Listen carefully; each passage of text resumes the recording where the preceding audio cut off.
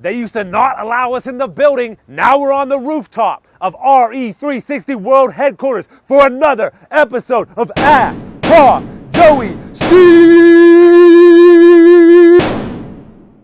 Tony asks, how do you prepare for an occupancy inspection? Tony.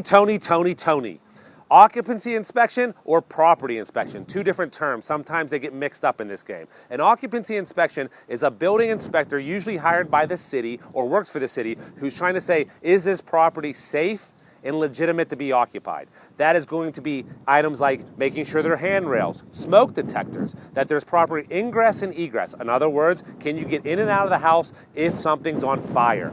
That is an occupancy inspection. So those things, you'd probably want to consult your local zoning office or your construction code office and ask them, what do I need to do and what do I need to have to make sure my place is safe and will pass an occupancy inspection? If you're flipping a property, the homeowner or the new buyer may hire a property inspector or a home inspector. They are going to terrorize your property from top to bottom, looking for any potential issues that the homeowner may experience in the future or errors that you made in your construction.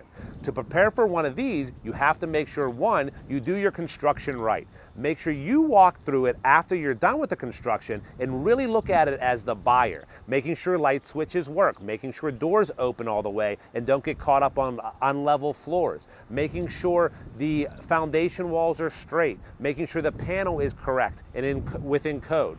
There's going to be a ton of these hits and you'll never, ever have a clean report from a property inspector because they're hired to find problems. So be prepared after the property inspection to go back in and correct some of these problems. However, you don't have to correct them all. You can just go back in and correct certain ones and then negotiate with the buyer after the fact.